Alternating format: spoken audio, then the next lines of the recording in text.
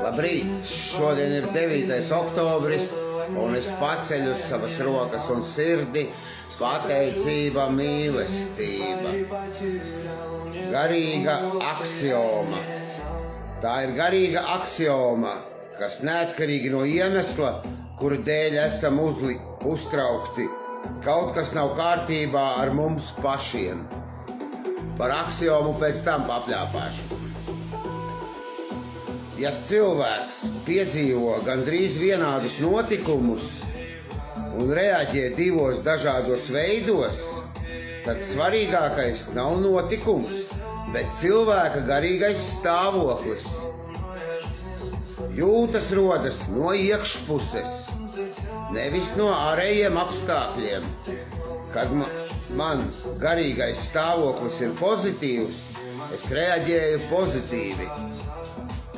Kad mans garīgais stāvoklis ir pozitīvs, es reaģēju pozitīvi.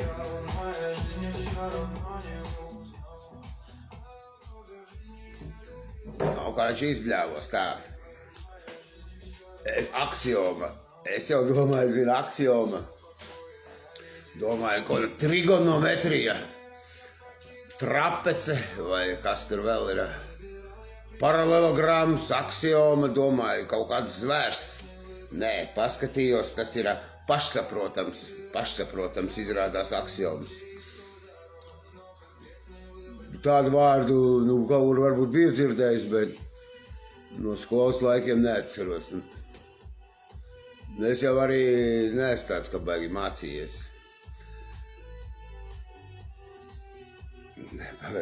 Es vēl pierakstīju, zinu, bez brillēm neredzu.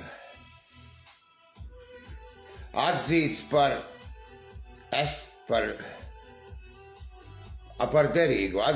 derīgu.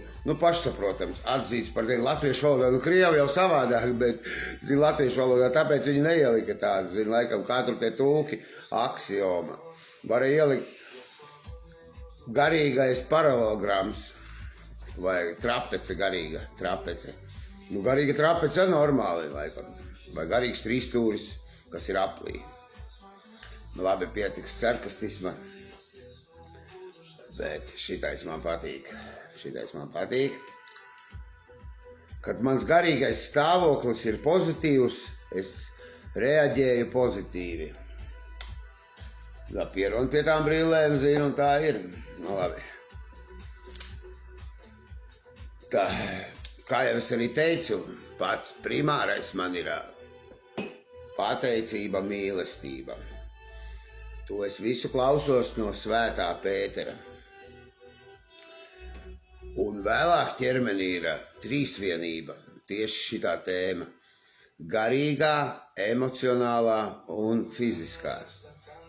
Un reku raksta, tieši to raksta. Ja garīgais stāvoklis ir normāls, viss ir labi, tad arī emocionālais ir labs. Tāpēc es eju uz to garīgo stāvokli. Un pateicība, mīlestība, es jūtos mierīgs, jo emocionālais stāvoklis man ir stabils. Tāpēc, kad es eju uz garīgo stāvokli, jo rakstīts bija, es to izdomāju, rakstīts. Tur tā viss ir, tā tas ir, nav ko tur izgudrot jaunu pasauli. Dievs, es esmu tavs. Lai ar mani notiek tā, kā tu vēlies, atbrīvo mani no patmīlības valgiem. Es jau no galvas pat zinu šito, no galvas redzēju bez lapiņas. Un es to visu laiku skaitu. Tas ir džokeris, mans life hacks, es godīgi saku. Ja kaut kas kaut ko saka, paskat, Dievs, es esmu tavs, lai notiek tā, kā tu vēlies, atbrīvo mani no patmīlības valgiem. Un ja tas cilvēks ir kaut cik garīgs, viņš, vispār, jā, tā tas ir. Un viss tas ir džokeris. Un no rītiem, ko es daru? Dievs, dod man dvēseles mieru. Jo tā tas ir. Protams, kad gribās, lai suņi nerej pagalmā, lai kaimiņi tur, bet lai viņi slauka savu ielas pusi. manta, viss, lai būtu garīgais stāvoklis labs. Tāds tas ir pieņēmums. Nu, tur tā lūksne iet vēl tālāk, bet, zini, galvenais šitais pirmais, tāpēc es saprotu. Šodien ir tāda liela diena arī būs, jo ceturtdiena man ir augstākā spēka diena. Es eju 13.15 uz Ķīpsalas baseinu pa brīvu, visur pa brīvu, un vēlāk tiekos ar starpnieku garīgo, kas man aizvedīs uz galaktisko dvēseles miera pasauli. Un aksioma būs rokās. Aksioma būs. Ne, nu noteikti, ka tur tāpēc man kas labi ir, es esmu uztaisījis to savu karaļvalsti, es te pateiktu aksioma savam, man te vispār neiedot ēst vairāk. Es jau tā runāju, tā saprotamā valodā vispār. Diezgan saprotamā. Aksioma. Nu, uzjautrina aksioma. Nu, nevarēju uzrakstīt šitais te.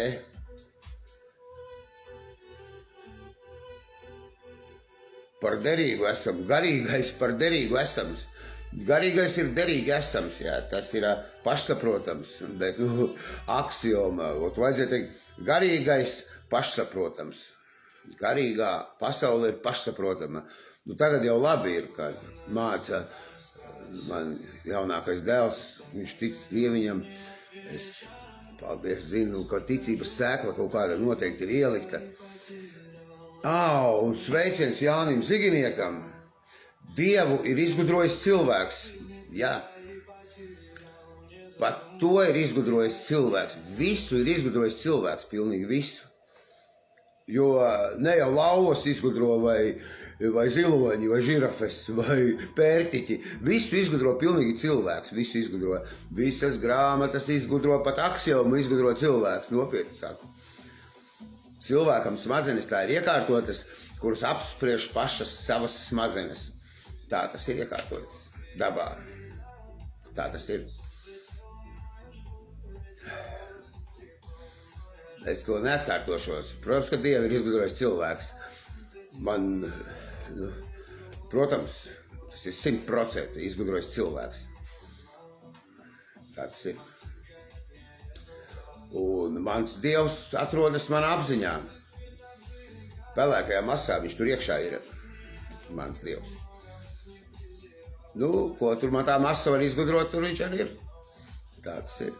Un tev tava masa, ko var izgudrot, tur ir tavs Dievs. Protams, ka cilvēks. Tas man ļoti patīk. Paldies. Vēl kaut ko uzraksti man ļoti visu dienu to maļu. Tā ir aksioma. Dievu ir izgudrojis cilvēks, tā ir aksioma. Jā. Un, ja būs tas garīgais galvenais ir.